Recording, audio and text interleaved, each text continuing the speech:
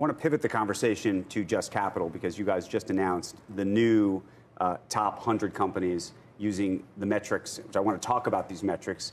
As we said, Dan's company is number 8 on the list, but there is a new list out. Microsoft's, that we should say, at the top of that list.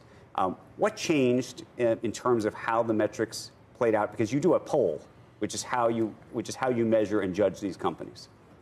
Every year, we poll the American public, and we ask them what are the metrics that are most important to them to determine a company's justness. And they've been, I think, fairly static.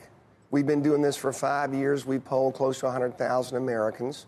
And the number one single most important component or area is around workers. That's 34% of our rankings are around workers. And it's been, workers has been the top? Always. Always. Always. So fair pay, okay, living wage, those are the top two. Interestingly, the great story about what the American public believes in justness is that if you look at the top 100 companies, of which Dan's company is number 7, if you just listen to what the American public says, the ROE of the top 100 on average is 6.5% higher than the rest of the 1,000 that we rank. So focusing on workers, focusing on paying a living wage, paying a fair wage, benefits, making a socially beneficial product at a reasonable quality, a reasonable price,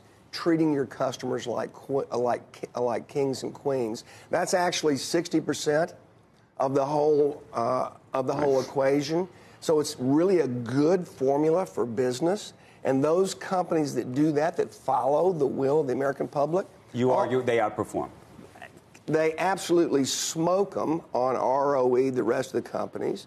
And then their stock price, our top 500 out of the 1,000 companies we rank have, I think, in the last 2.5 years outperformed in stock price the bottom 500 by about 5 or 6%. So there's a great story that the pie gets bigger by focusing on stakeholder metrics. But Dan, here's the question for you. And by the way, he upgraded you from number 8 to number 7. So good luck. Excuse me, my mistake. But the question you get asked lots of questions by analysts every quarter about your earnings, what's going to happen next.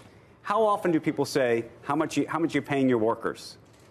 How often do analysts ask that? That's my question for you. How often does the investor class ask you any questions about the things that he is just talking about here?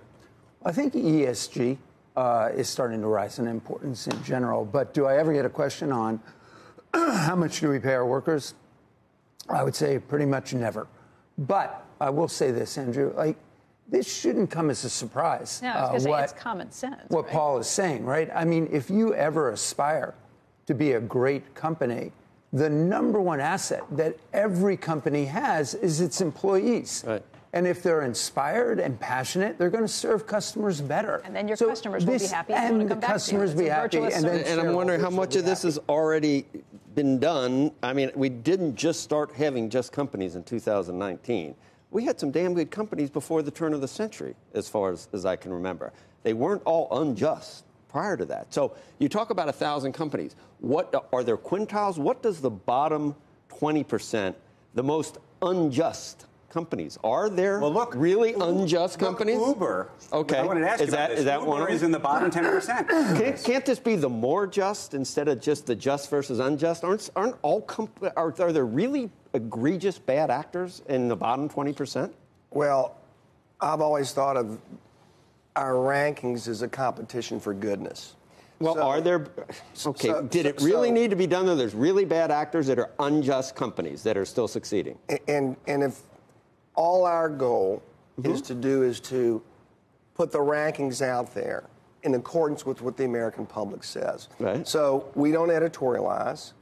At Just Capital, we're nothing more than journalists, just like you are.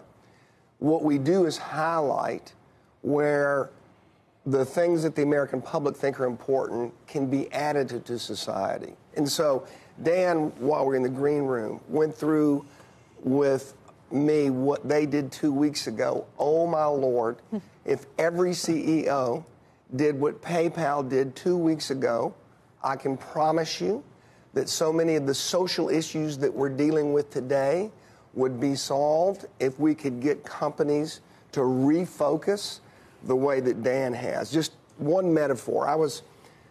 Ever since I was a kid, I used to always shoot my shotgun with one eye closed like this. And then when I was 50, the shooting instructor said to me, "You're going to shoot a lot better if you open both eyes." And I said, "I'm 50 years old. Hell, I can't change. I've been shooting that way my entire life."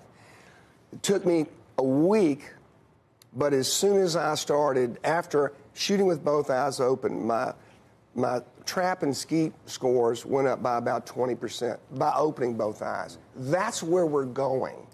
And the new way. Did he just lose you completely with the shooting stuff, Andrew? I mean, I think he just lost Andrew completely. You're talking about guns. Eyes open. Right. This is how we're. Man, oh man. You're in the bottom 20%. 16. We have companies. 16 trillion is the private sector. The government's 4 trillion. Philanthropy's 400 billion. If we don't tap in the big gorilla, which is businesses, to help us address our social issues, bottom us up, we're never going to solve it.